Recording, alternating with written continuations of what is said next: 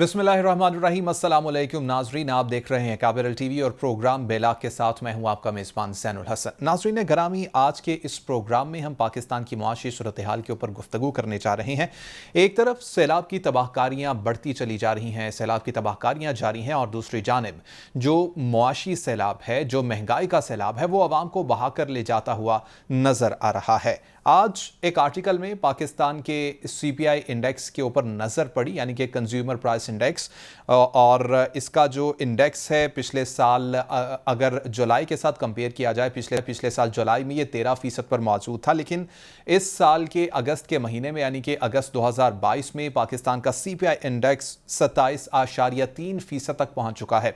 नाज़रीन, CPI index यानी कि कंज्यूमर प्राइस इंडेक्स एक ऐसा इंडेक्स है, एक ऐसा मुआशी आशारिया है कि जो ये बताता है कि एक सारिफ को जो अशिया हैं वो किस कीमत पर मिल रही थी पिछले साल और इस साल किस कीमत पर मिल रही हैं। अगर इन दोनों सालों का कंपैरिजन किया जाए नाज़रीन, तो 13% पिछले साल और 27.3% इस साल में महंगाई की सतह पहुंच चुकी है। यानी कि यह कहा जा सकता है कि पिछले साल जो अशिया हमें 13% की महंगाई के मुताबिक मिल रही थी, अब वही अशिया 27% महंगाई के हिसाब से मिलेंगी। यानी कि अशिया में दुगना, अशिया की जो कीमत है उसमें दुगना इजाफा हो चुका है।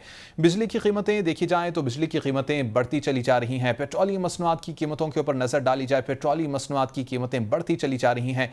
अवाम इंतहाई परेशान नजर आ रहे हैं। इसके साथ साथ कुछ बात करेंगे, सैलाब आया, सैलाब ने आने के बाद बहुत सारे नुकसानात किए, इंफ्रास्ट्रक्चर तबाह किया, सैकड़ों हजारों किलोमीटर के रोड्स इससे तबाह हुए हैं और कई एकड़ पर खड़ी फसलें इससे मुतासिर हुई हैं, मुकम्मल तौर पर तबाह हुई हैं।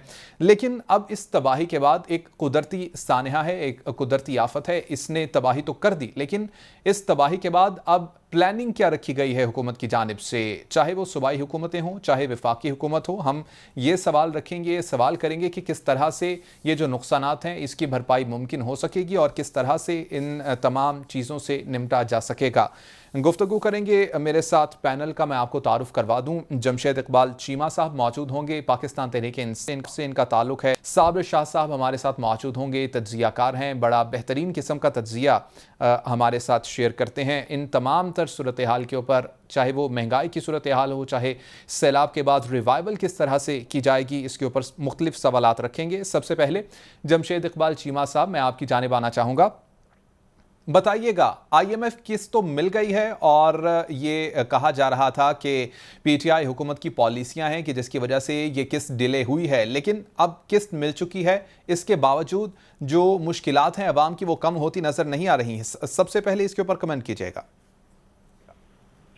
देखिए, अवाम की जो मुश्किलात है वो तो बढ़ गई हैं। देखें, आपके जो प्रोडक्शन सेंटर है वो दो हैं, एक ज़राअत है और दूसरा आपका इंडस्ट्रियल सेक्टर है। इंडस्ट्रियल सेक्टर अगर पिछले साल देखें तो 11.7% की लार्ज स्केल मैन्युफैक्चरिंग थी। 11.7% जो लार्ज स्केल मैन्युफैक्चरिंग थी ग्रोथ, वो इस साल को 2% के लगभग इस वक्त नजर आ रही है। दूसरा ये कि अगर हम सेल देखते हैं अगस्त की, तो हम ट्रैक्टर की सेल देख लें या कार की देख लें या सीमेंट की देख लें, तो जुलाई की भी देखें तो ऑलमोस्ट कोई 48% टू 58% इस लेवल पे ये सेल्स कम हैं, कारों की, ट्रैक्टरों की, सीमेंट की और बाकी चीज़ों की। सो इसका मतलब है कि आपने जो प्रोडक्शन सेंटर है वो तो उसका तो बेड़ा गर्क हो गया कि वो आप कह लें वहाँ पे नहीं, और अगर प्रोडक्शन सेंटर आपके हर्ट हो गए तो उसके साथ ही आपका जो यू कैन से कि सर्विसेज सेक्टर है, अगर प्रोडक्शन कम है तो डेफिनेटली आपकी रिटेल कम है, सेल कम है, कंजप्शन कम है। सो यू कैन से कि और उसकी वजह जो बेसिक बनी है वो ये बनी कि जो आपके एक्सपोर्ट के बेस इंडस्ट्री थी उसके लिए भी आपकी एनर्जी महंगी हो गई, फिर ज़राअत के लिए भी एनर्जी महंगी हो गई, फिर आपकी इनपुट जो है फर्टिलाइजर की शक्ल में या डीजल की शक्ल में वो महंगा हो गया।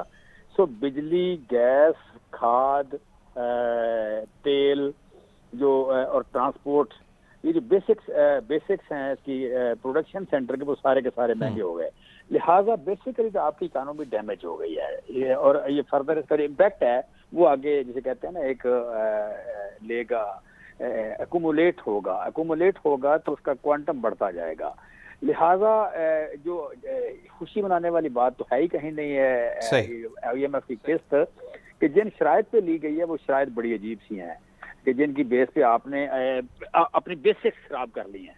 ये और इस तरह मतलब आप कोई मुश्किल टाइम निकाल लें, को मैनेज कर लें तो हो सकता था, लेकिन अब तो आप क़यामत तक इस तरह इंडस्ट्री चला के, इस तरह एक्सपोर्ट में इनकम्पिटिटिव होते हुए या ज़राअत में इनकम्पिटिटिव होते, आप तो क़यामत तक अमीर नहीं हो सकते, आप तो क़यामत तक खुशहाल नहीं हो सकते, या प्रोडक्शन में कम्पिटिटिव नहीं हो सकते। लिहाजा मैं समझता हूँ हमने लॉस ज़्यादा कर लिया है और इसका फ़ायदा नहीं हुआ हमें, बल्कि रिवर्स हुआ है। और अगर आपका करंट अकाउंट डेफिसिट ही बढ़ जाता है, या आपकी ऐसे सेक्टर जिन्होंने प्रोडक्शन का रॉ मटेरियल जो है, या इंडस्ट्री का जो रॉ मटेरियल है, वो अगर आप इंपोर्ट नहीं कर पाते, या आपकी जो रिक्वायर्ड चीज़ें हैं regarding technology, regarding machinery, regarding food, वो आप इंपोर्ट नहीं कर पाते, तो फिर आपकी हर चीज़ ही हर्ट हो जाती है। वो आपकी इंडस्ट्री भी हो जाती है, वो आपकी फ्यूचर इन्वेस्टमेंट भी हो जाती है, वो आपकी यू कैन से कि लोगों की हेल्थ भी हो जाती है, कंप्रोमाइज हो जाती है। अभी देखें आपको मेडिकल में रॉ मटेरियल जो आपका इसका ड्रग्स का वो इंपोर्ट करना मुश्किल हुआ है। टेक्सटाइल की पिछले साल में $10 अरब की मशीनरी इंपोर्ट हुई थी, टेक्सटाइल की, कंस्ट्रक्शन की और माइंस की। माइनिंग, कंस्ट्रक्शन और टेक्सटाइल, इन तीनों की मुझे मशीनरी हमारे दौर में आखिरी साल में इंपोर्ट हुई, $10 अरब की हुई, अब नहीं हो रही। तो इसका मतलब है कोई इसका भुगतान है, किसी ने इसकी सजा भुगतनी आगे, अगले साल में, अगले 6 महीने में हम उसकी सजा भुगतना शुरू कर देंगे। लिहाजा ये कहीं भी अच्छी खबर तो है नहीं हमारे लिए, ये जो आप कह लें कि IMF की जो है एक एग्रीमेंट है, क्योंकि शराइत इसकी बड़ी सख्त हैं, बड़ी कड़ी शराइत हैं। ये जैसे होती है ना, ये जिसे कहते हैं बैलेंस शीट, वो बैलेंस शीट हमने बराबर की है कि जी कितने खर्चे हैं और कितने पैसे हैं और कहाँ से पूरे करने हैं, वो बैलेंस शीट हमने पूरी की है, लेकिन जो स्ट्रेटेजिक हमारे सेक्टर्स हैं उनको हमने लूज कर दिया है। लिहाजा इसमें कहीं कोई अच्छाई नजर नहीं आती, इसमें कहीं होप नहीं है, इसमें मायूसी ज्यादा है, इसमें बेरोजगारी ज्यादा है, इसमें स्टैगफ्लेशन है कि जिसमें ग्रोथ भी आपके पास नहीं है। इस साल अगर ये देखें, IMF कह रहा है हमने टारगेट रखा था 5% की ग्रोथ का, 5% की ग्रोथ का जो टारगेट रखा, फिर IMF ने कहा नहीं 5 नहीं आप कर सकते, 3.5 करेंगे। अब मैं आपको बता रहा हूँ, आप लिख के रख लें कि हम इस साल ग्रोथ में नेगेटिव जाएं या 0 पे जाएं। अब 0 पे अगर आपकी ग्रोथ नेगेटिव हो जाती है तो आपकी 2.2% पॉपुलेशन बढ़ जाती है, तो आपकी तो परचेजिंग पावर कम हो गई। जमशेद इकबाल चीमा साहब, आपकी तमाम बातें बिल्कुल ठीक, लेकिन जो IMF की रिपोर्ट है उनकी मुताबिक उनकी जानिब से कहा गया है कि जो पॉलिसियां हैं मौजूदा हुकूमत की, हालांकि हालात काफ़ी मुश्किल रहे हैं, अभी भी हालात मुश्किल हैं, सैलाब है, लेकिन इसके बावजूद पॉलिसियां बेहतर हैं गुज़िश्ता हुकूमत की निस्बत। देखें, ये मैं समझता हूँ कि बेहतर, मैं आपको इकोनॉमी का एक असूल बताऊँ। इकोनॉमिक्स का असूल ये है कि जब भी आपने कोई इकोनॉमिक पॉलिसी बनानी हो तो आपने हाउस होल्ड को सामने रखना है। अब आप किसी भी हाउस होल्ड को पूछें कि ये जो पॉलिसी अभी बनी है, जो पॉलिसी आई है, इसमें कोई हाउस होल्ड सूट कर मतलब सर्वाइव करता है? इस वक्त तकरीबन पिछले साल जो हमारी एक्सट्रीम गुर्बत थी, एक्सट्रीम पॉवर्टी में 4% लोग थे, 4% से ज्यादा 4.1 या 4.2% थे जो एक्सट्रीम पॉवर्टी में थे, इसका मतलब वो 9 मिलियन लोग थे। अब ये जो फूड जितनी महंगी हुई है पिछले 4 महीने में, इससे सिर्फ इस फूड से आपके तकरीबन को 32-33% और लोग ऐसे हैं जो पॉवर्टी लाइन से नीचे चले गए हैं। तो इसका मतलब है कि आपकी गुर्बत की लकीर से नीचे, एक्सट्रीम पॉवर्टी के नीचे को 4 करोड़ लोग चले गए जो 9 मिलियन थे या 8 मिलियन थे। तो अब इसको अगर IMF बेहतर कहे तो कह सकता है, IMF कह सकता है बेहतर, इसमें कोई अमेरिका में बैठा हुआ बंदा भी कह सकता है, इसमें इंडिया वाले भी कह सकते हैं बड़ी बेहतर है जी, बांग्लादेश वाले भी कह सकते हैं कि हमारी तरफ से कंपटीशन जो था उनको टेक्सटाइल का वो खत्म हो गया, या बाकी किसी चीज में कोई कंपटीशन था वो खत्म हो गया, वो कह सकते हैं। लेकिन बेसिक जो बात है कि ये जो 275 मिलियन लोग हैं इस मुल्क में, इस मुल्क की जियोग्राफी में 275 मिलियन लोग हैं, इनमें से अगर आपको माइक, ठीक है जमशेद साहब, साबिर शाह साहब ने भी ज्वाइन किया है, उनको भी शामिल गुफ्तगू कर लेते हैं। साबिर शाह साहब, जमशेद इकबाल चीमा साहब ने पूरा कमेंट किया और बड़ी उन्होंने चीज़ों के ऊपर रोशनी डाली। उन्होंने कहा कि अभी जो किस्त हमें मिली है IMF की, इसकी शराइत बहुत सख्त हैं और ये हमें नज़र भी आ रही हैं। कुछ नई चीज़ें IMF की जानिब से ऐड कर दी गई हैं, कुछ चीज़ें मेरे सामने भी मौजूद हैं। पेट्रोलियम लेवी बढ़ाकर 50 रुपये फी लीटर तक ले जाई जाएगी, बिजली के नरखों को मजीद बढ़ाया जाएगा। किस तरह से देखते हैं इन तमाम चीज़ों को आप?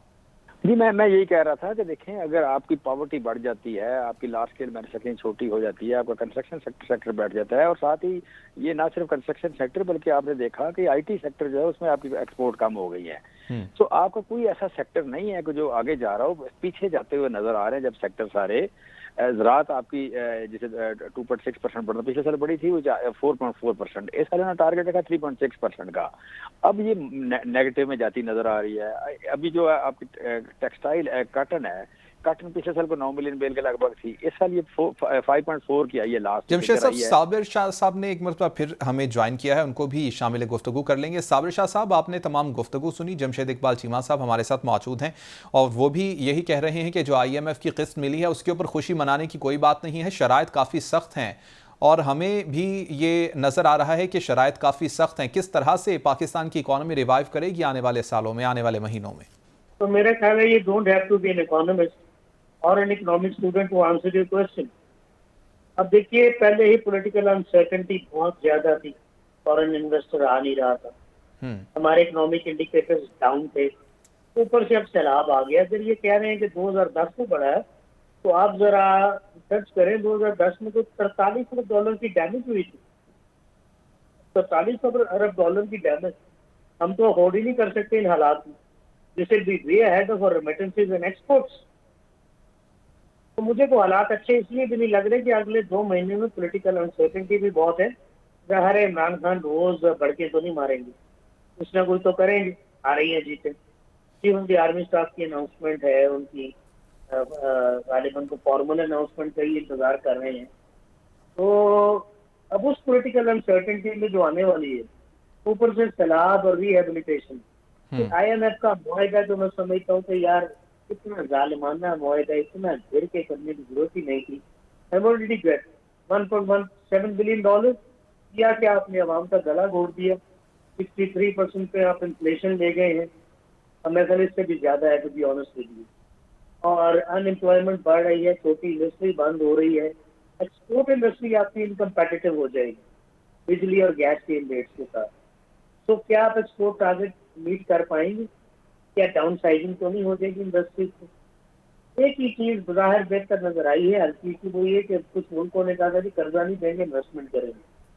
अब उस इन्वेस्टमेंट का मोड क्या है? तो फ्रॉड तो नहीं कर रहे हुक्मरान जो करते आते हैं। कहाँ करेंगे इन्वेस्टमेंट, कब करेंगे, कितनी करेंगे?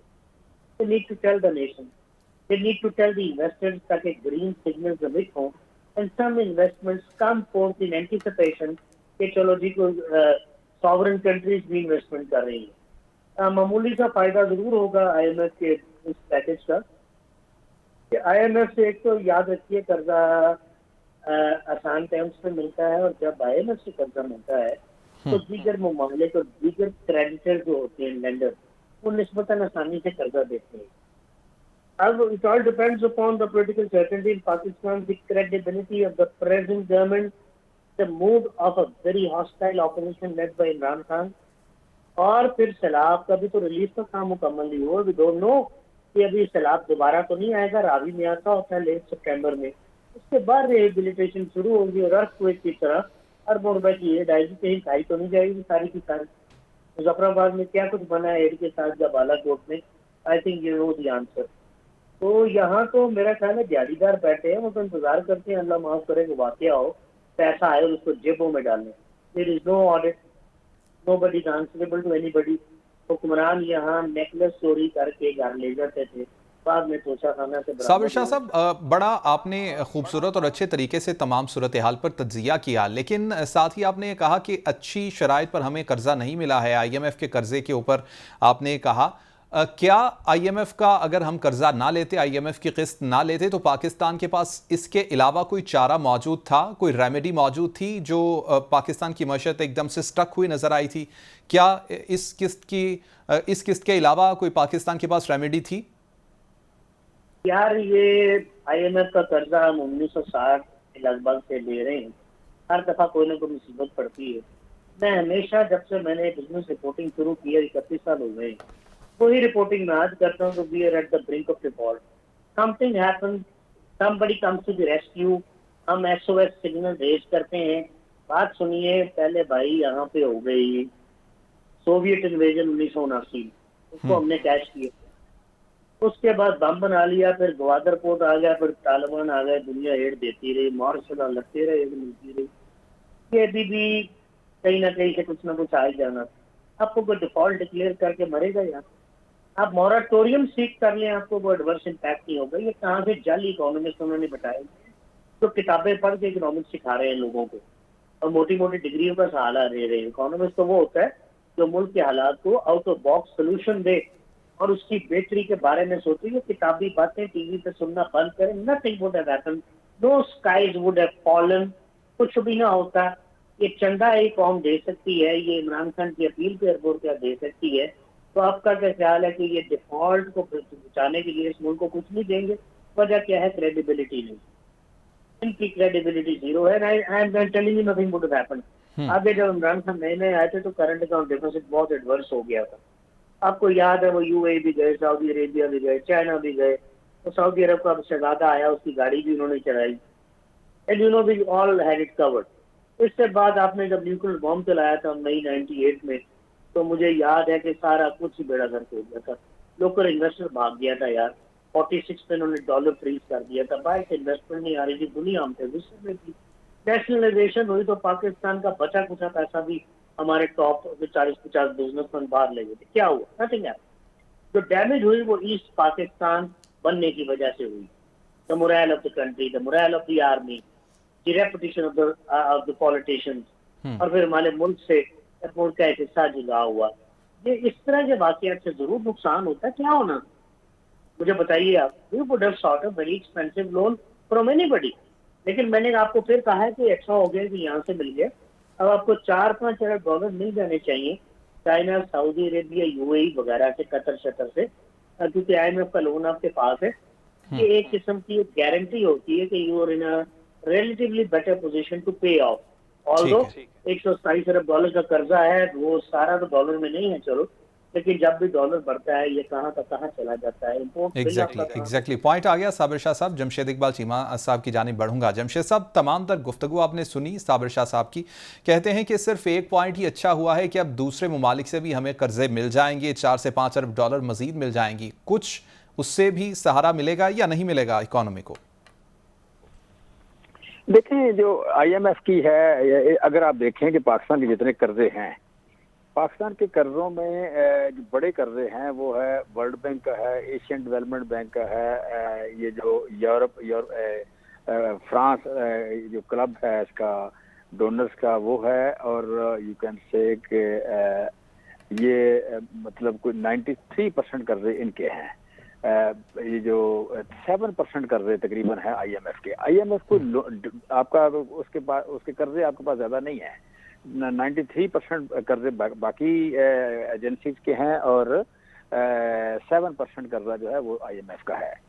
बेसिक ये जो, लेकिन जब तक आपको IMF क्लियर नहीं करता उस वक्त तक आपको पैसे नहीं मिलते बाकी पैसे। ये बेसिकली ऑडिटर कह लें आप, एडवांस ऑडिटर कह लें कि जिसे कहते हैं आगे मूव करता है और जाके ऑडिट करता है, तो बाकी लोगों का एक आपको कॉन्फिडेंस होता है। फिर चाइना के कर्जे आपके पास काफ़ी हैं। Asian development bank, Islamic bank और वर्ल्ड बैंक, चाइना और ये जो यूरोपियन जो क्लब ऑफ डोनर्स, अच्छा ये बेसिकली मेन कर्जे हैं। तो मैं समझता हूँ कि IMF का जो है, IMF के साथ हमारी गवर्नमेंट ने अगर देखें तो हमने लेट कर्जा लिया था IMF का। हमने पहले 2 ममालिक जो थे उनको, सऊदीया था, दुबई था, चाइना था, इन मुल्कों को जाके इनसे पैसे लिए थे। उस समय रिलीफ मिला था। रिलीफ से जो हमें ब्रीदिंग स्पेस मिली तो IMF के साथ हमारी नेगोशिएशन बेहतर हो गई। इन लोगों ने बार बार एक जिंदगी मौत का मसला बना लिया। गवर्नमेंट में कॉन्फिडेंस नहीं था, शहबाज शरीफ में बिल्कुल कॉन्फिडेंस नहीं है, मिफ्ताह इस्माइल बिल्कुल फारग है, और कुछ लोगों ने बढ़कें बहुत लगाई हुई थी कि जी हम उंगली पकड़ के चलाते हैं, हमारे कहने पे पैसे आते हैं, हम व्हाट्सएप करते हैं। तो ऐसे लोगों को आप कह लें कि जब एक टफ टाइम मिला, आगे से कुछ रिस्पांस अच्छा नहीं मिला, तो ये बिल्कुल ही लेट गए। तो इन्होंने जो निगोशिएट किया है, वो जिस तरह मैं बात कर रहा था बैलेंस शीट की, बैलेंस शीट वाली बात आई, इतना खर्चा है और इतने पैसे कहाँ से पूरे करना है, इतनी लेवी लगा दो, इतना सेल टैक्स लगा दो, इतना फलाना लगा दो, इतना सुपर टैक्स लगा दो, और जो कहते गए ये करते गए। उससे हुआ कि आपका पूरा सिस्टम जो था बिजनेस का, जो क्रिएशन का था या प्रोडक्शन सेंटर, जो सारे के सारे इनकम्पिटिटिव हो गए। तो मैं और साबिर शाह बेसिकली एक ही बात कर रहे हैं, 2 बातें हम नहीं कर रहे कि उनका भी इनकम्पिटिटिवनेस के हवाले से वही बात है, मेरी भी बात हुई है। लिहाजा अब जो इशू बना कि हम स्टैगफ्लेशन में चले गए। स्टैगफ्लेशन ये होता है कि प्राइस भी हाई हो, महंगाई भी ज्यादा हो, इन्फ्लेशन भी हो और आपकी ग्रोथ भी ना हो रही हो। और जो यू कैन से कि हमने अगर हमारे लास्ट 2 साल देखें तो हमने डेट टू जीडीपी रेशो कम की, हमने डेट टू जीडीपी रेशो कम की। और अब डेट टू जीडीपी रेशो भी बढ़ गई है और आपका सिस्टम भी सारा इनकम्पिटिटिव हो गया है। और अवाम के लिए, अवाम को आप थोड़ा गौर करें कि आज हम वो नहीं हैं कि जो लंगोटी पहन के किसी दरख्त के नीचे जाके लेट जाएं। आज आपने बिजली का बिल देना है, आज आपने गैस का बिल देना है, पानी का बिल देना है, बच्चा अगर पढ़ता है तो स्कूल की फीस देनी है, फिर आपने खरीद के आटा खाना है, खरीद के आपने सब्जी खानी है, घी आपने लेना है। तो ये जो चीजें पूरी करते हैं और जो इनकम लेवल है हमारे यहाँ, उससे अब ये चीजें नहीं पूरी होती। ये जितनी चीजों का मैंने नाम लिया है, जो ये आप कह लें कि सांस की डोरी को बहाल रखने का, ये आप कह लें कि मैं इतनी बात कर रहा हूँ, मैं आगे की बात नहीं कर रहा, मैं कपड़ों की बात नहीं कर रहा, मैं ब्रांड की बात नहीं कर रहा, मैं ट्रैवलिंग की बात नहीं कर रहा, मैं सैर की बात नहीं कर रहा, एंटरटेनमेंट बिल की बात नहीं कर रहा, मैं मेडिकल बिल की भी बात नहीं कर रहा। मैं तो सिर्फ बात कर रहा हूँ खाने की। मैं बात कर रहा हूँ कि एक पंखा चल रहा हो, ये 2 पंखे चल रहे हो, 2 बल्ब हों।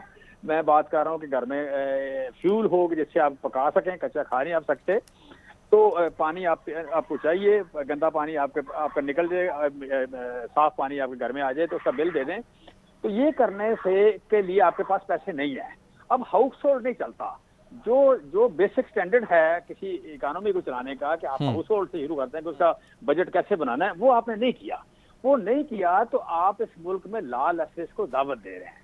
आप कह रहे हैं आपकी और आपका जो नैरेटिव, आपकी जो कैलकुलेशन है वो ये है कि लोग महंगाई से बाहर नहीं निकलेंगे। भाई नहीं निकलते थे जब लंगोटी पहनते थे, नहीं निकलते थे जब बिल नहीं देना होता था। अब जब आप उनके पास 2 ऑप्शन है कि जी हमने आज बिल देना है या हमारा कल मीटर काटा जाएगा। जब मीटर काटा जाएगा तो कल उनके घर में रोशनी भी नहीं होगी और पंखा भी नहीं होगा। जब नहीं होगा तो 2 मरले के जलते हुए तंदूर में बैठे हुए हैं जहां पंखा नहीं चल रहा, तो क्या समझते हैं वो क्या करेगा? वो खुदकुशी करे, वो सड़क पे आए, या पहली बार फोन बेच के या कपड़ा बेच के, जूता बेच के, कोई सोने के अगर घर में कोई चीज पड़ी है उसकी तो वो बेच के बिल तार देगा, अगले महीने क्या करेगा? तो मैं समझता हूँ कि अब कोई भूल जाए कि लोग बाहर नहीं निकलेंगे। अब कोई भूल जाए कि ये वो किसी बड़ी दीवार के पीछे बैठा रहेगा और लोग अपने घरों में बैठे रहेंगे। ऐसा नहीं होना। आज का पाकिस्तान और आज से 15 साल पहले का पाकिस्तान अलग है। आज के पाकिस्तान में 40% लोग शहरों में रहते हैं। जब 40% लोग शहरों में रहते हैं तो उन्होंने आटा खरीद के ही खाना है, उन्होंने दूध या चीनी या पत्ती खरीद के ही पीनी है, उनको किसी ने मुफ्त नहीं देनी, उनके पड़ोसी ने रहम नहीं खाना, उनको किसी जमींदार ने दाने फ्री उधार नहीं दे देने, उन्होंने आटे का किलो या 20 किलो का थैला खरीदना है। लिहाजा मैं समझता हूँ कि सबसे ज्यादा जो मिफ्ता इस्माइल, ये 4 जो अहम पोस्टें हैं, 4 अहम पोस्टों पे बिल्कुल गैर मुनासिब बंदे बैठा दिए गए। एक का नाम वजीर दाखिला, एक का नाम वजीर खजाना और एक का नाम वजीर खारजा और चौथा वजीर आजम। 4 बंदे ऐसे हैं जो टोटल नामुनासिब है अपनी जॉब के हवाले से। और हैंडलर ने गौर नहीं किया कि मैंने किया क्या है, मैं इस पाकिस्तान को लेके इस नहज पे गया हूँ। सो मैं समझता हूँ कि आज बड़ा ही मुश्किल टाइम है और ये मुश्किल, और ऊपर से सैलाब आ गया और सैलाब में देखें मेरी बिल्कुल जमशेद इकबाल साहब, पॉइंट आपका आ गया। साबिर शाह, आपकी तरफ मैं आना चाहूंगा। एक पॉइंट, बड़ा इंपॉर्टेंट पॉइंट उठाया जमशेद इकबाल चीमा साहब ने कि हाउस होल्ड को मैनेज कैसे किया जाए। हमारे यहाँ बदकिस्मती से ये रूटीन है कि जो आमदन है, एक शख्स की आमदन बढ़ती नज़र नहीं आती है, अखराजात बढ़ते चले जाते हैं। कोई भी गवर्नमेंट हो, कोई भी वज़ीर आज़म हो, उसकी जो नज़र है वो ज़्यादा से ज़्यादा अगर जाती है तो सरकारी लेवल पर जाती है। सरकारी लेवल पर कुछ लोगों की तनख्वाह बढ़ जाती है, सरकारी मुलाजमीन की, और उसके बाद सब कुछ खत्म हो जाता है। कोई ऐसा मैकेनिज्म हमारे पास मौजूद नहीं है कि अगर महंगाई बढ़ रही है तो इसके साथ साथ वेज रेट को भी बढ़ाया जाए। इस तरह का मैकेनिज्म क्यों पाकिस्तान में पैदा नहीं हो पाता सर? ये जो एम्प्लॉयमेंट है, डिमांड और सप्लाई का गहरा ताल्लुक।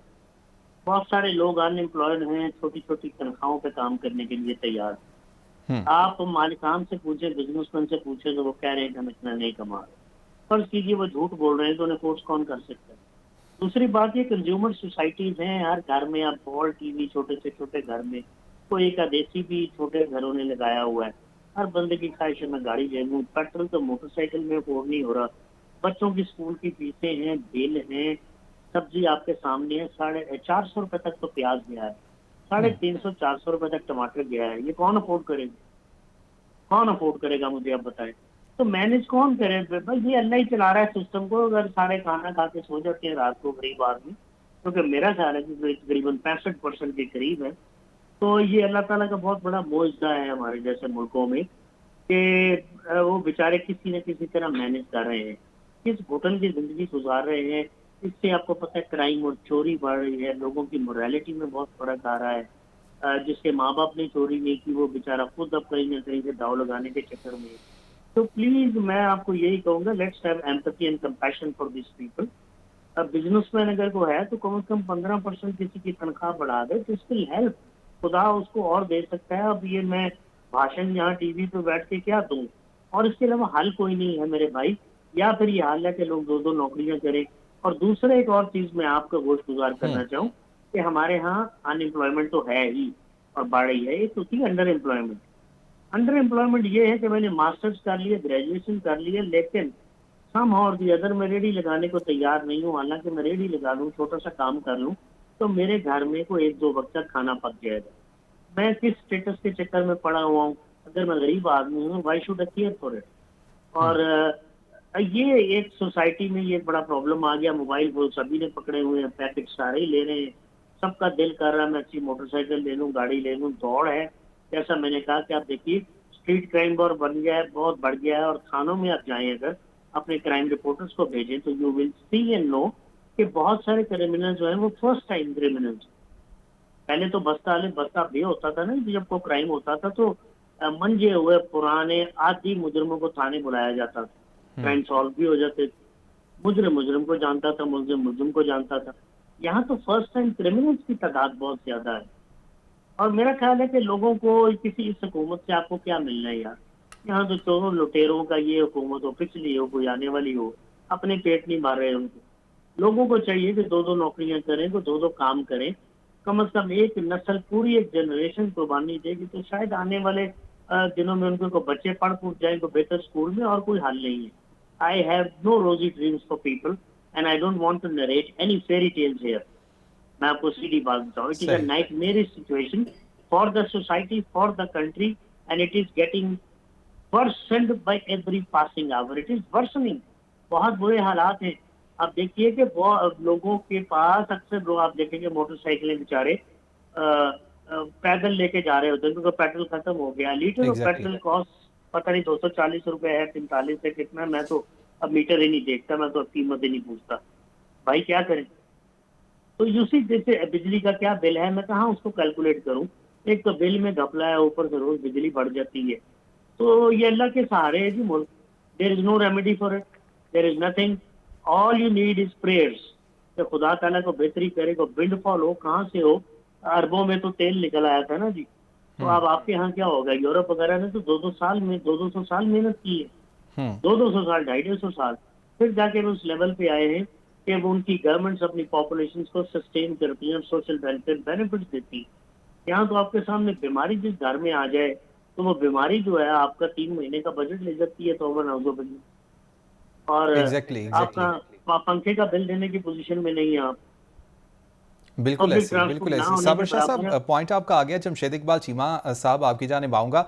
यही सवाल, सेम सवाल आपकी जानिब पुट करूँगा। इमरान खान साहब की हुकूमत थी और इमरान खान साहब की हुकूमत में बार बार यही कहा जाता था कि जिस तरह का निज़ाम बाहर के मुल्कों में है, जिस तरह का निज़ाम वेस्टर्न कंट्रीज़ में है, वैसा ही निज़ाम यहाँ पर लागू करेंगे, अवाम के लिए बेहतरी पैदा होगी। लेकिन मेरा एक सवाल आपके तवज्जो से शायद इमरान खान साहब तक भी पहुंच जाए कि क्यों वेज रेट को मैनेज पाकिस्तान में नहीं किया जाता, क्यों इस तरह का मैकेनिज्म कोई नहीं बनाया जाता कि महंगाई में इजाफा हुआ है, वेज रेट में भी इजाफा हो जाए। देखें, इसमें पहली बात तो ये कि सप्लाई एंड डिमांड का इशू है। दूसरी बात ये कि अभी यहाँ पे लोगों की जो जिसे कहते हैं ना, एक सड़क के आगे वो घर से बाहर निकल के, अपनी दीवार से बाहर निकल के जो बनाते हैं, सीढ़ियाँ बनाते हैं और सड़क छोटी कर देते हैं, गली छोटी कर देते हैं, गटर बनाते हुए गली का खराब कर देते हैं। दरमियान में रास्ते में वो कोई बंदा पूछे बगैर बनाता है, क्या नाम है वो, जो स्पीड ब्रेकर है खुद ही बना लेता है। ये सारी की सारी चीजें शो करती हैं कि गवर्नेंस अभी कितनी वीक है, गवर्नेंस कितनी पीछे है। इसी तरह ये जो आप कह लें कि बड़ा इनफॉर्मल सा सेक्टर है इसका, एम्प्लॉयमेंट का भी या इंडस्ट्री का भी, वहां पे जाके या मतलब गांव में देहातों में किसानों के पास हैं लोग, पट्टा मजदूर हैं, छोटी फैक्ट्रियां, छोटी मतलब आप कॉटेज इंडस्ट्री में हैं, तो वहां पे जाके इसको उसी तरह अभी तक इम्प्लीमेंट नहीं हो सका। तो सप्लाई एंड डिमांड वाली जो बात है। दूसरी बात, हमारे दौर में अगर देखें, कंपैरिजन करें हमारे दौर का, हमारे दौर में शाह साहब इस बात का इत्फाक करेंगे, और अगर ना भी इत्फाक करें फिर जाके जरूर देखना। आज से तकरीबन आप यू कैन से कि आप फरवरी की निकाल लें रिपोर्टें। फरवरी में Pakistan was the cheapest country in the world. Cheapest country grocery खरीदने में, आपके एनर्जी में नहीं, आपका जो किराए रेंट से मकान का और हाउस का और दुकान का, और यू कैन से कि जो आपकी तालीम है, ट्यूशन, मेडिकल सर्विसेज, ग्रोसरी और you can say this rented property, इनमें चीपेस्ट कंट्री था। और एक आध से थोड़ा सा ऊपर था उसका, जिसे कहते हैं यू कैन से एक आध चीज में। सो लोगों की जो हमारी जिसे कहते हैं अपना पीपीपी, परचेज पावर पैरिटी के हिसाब से हमारी 4 गुना आमदन थी। हम तकरीबन कुछ $5,500 पे हमारी आपका पर कैपिटा इनकम थी। वजह ये कि परचेजिंग पावर बेहतर थी। अब मैं समझता हूँ इन 4 महीनों में हम चले गए हैं 32-35 मिलियन लोग फर्दर गुर्बत की लकीर से नीचे चले गए। जो पहले 8 मिलियन थे, 8 से ही चले गए 42-43 पे। मिडिल क्लास आपकी छोटी हो गई। ये सारे डिफरेंस है। हम सिर्फ मायूसी ना फैलाएं, हम कंपैरिजन करें, हम ऑडिट करें। ये जो है ना कि हम बात ये जो साबर शाह साहब जो है, ये हैं ऐसे यू कैन से के साथी जो नॉर्मली जो अपनी इज्जत की वजह से ये रखते हैं, अपने आप को न्यूट्रल शो करने के हिसाब से दोनों तरफ बात कर जाते हैं। मैं समझता हूँ कि हमें तारीख को दुरुस्त रखना चाहिए। हमें बड़े जिसे कहते हैं ना एक सटल किस्म के या डिटेल एनालिसिस करने चाहिए, ताकि गवर्नमेंट की परफॉर्मेंस का पता चले। ये जो ना जो निकम्मे लोग होते हैं, करप्ट गवर्नमेंट, इनका काम होता है कि शोर करना, लाउड बोलना, गालियां देना, दलील ना देना। सही जमशेद इकबाल साहब, पॉइंट आपका आ गया। आगे बढ़ना चाहूंगा। हमारे पास वक्त भी कम है। सैलाब की तबाहकारियां हुई, सैलाब की तबाहकारियां तो हो गई, अब बहाली किस तरह से होगी, क्या प्लान है हुकूमतों का? देखें, जो आप कह लें कि बहाली के हवाले से अगर हम बात करें, तो बहाली में आपको केपी में बड़ी तेजी नजर आएगी। बड़ी तेजी से within 1 week, with 2 weeks आपको वहां पे जो बेसिक सारे काम हो चुके होंगे। स्वाए जो आप कह रहे रिकंस्ट्रक्शन है रोड्स की या पुलों की, या आप कह रहे जो लोगों प्रॉपर्टीज गिरी हैं, उसके अलावा बाकी सारे काम खेत से लेके ज़राअत से लेके लोगों की यू कैन से कि उनकी हेल्थ, उनके राशन, वो सारे के सारे काम हो, उनको इमदाद पहुंचना, ये सारे के सारे काम केपी में और पंजाब में विद इन 2 वीक्स हो चुके होंगे। ये टॉपिक ही नहीं होगा, फिर आगे टॉपिक होगा रिहेबिलिटेशन। केपी और पंजाब में विद इन 2 वीक्स तमाम काम हो जाएंगे, ये जमशेद इकबाल चीमा की जानिब से कहा गया है। पाकिस्तान तहरीक इंसाफ से ताल्लुक़ रखते हैं। शुक्रिया प्रोग्राम में आने के लिए। साबिर शाह साहब हमारे साथ मौजूद थे, आपका भी बहुत शुक्रिया। नाज़रीन, आज के प्रोग्राम से फिल वक्त इतना ही। आइंदा फिर हाजिर होंगे, आइंदा हफ्ते फिर हाजिर होंगे। अल्लाह हाफ़िज़।